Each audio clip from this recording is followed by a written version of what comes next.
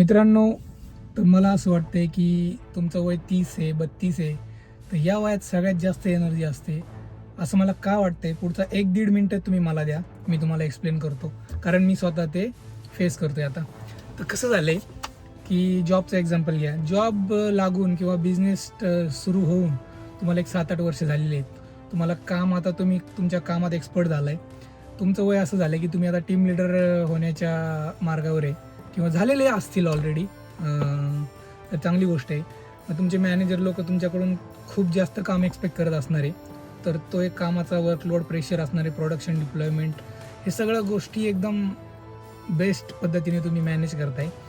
आणि 30पर्यंत मला वाटते बऱ्याच लोकांची लग्न पण झालेली असतील, काही लोकांना लहान लहान मुलं असतील, 2 वर्ष 4 वर्ष, तर त्यांच्यासोबत पण तुम्हाला टाईम स्पेंड करायचा आहे. किंवा त्यांच्या शाळा चालू झालेल्या असतील तर तिथेही तुम्हाला लक्ष द्यायचं आहे. आणि माझ्यासारखे कंटेंट क्रिएटर असाल तर डेलीचे व्हिडिओ टाकणंच आहे, कारण माझं ते डेडिकेशन आहे, डिसिप्लिन आहे. त्यालाही मला वेळ द्यायचा आहे, रोजचा 1 तास मला तिकडेही द्यायचा आहे. आणि आता तुमचं वय असं आहे की तुम्हाला आता जाणवायला लागलं की बाबा वर्क लाईफ बॅलन्स काय आहे. मग आता काही काही लोकांना ढेरी सुटली आहे, मग असं वाटायला लागलं की बाबा आपण फिट व्हायला पाहिजे.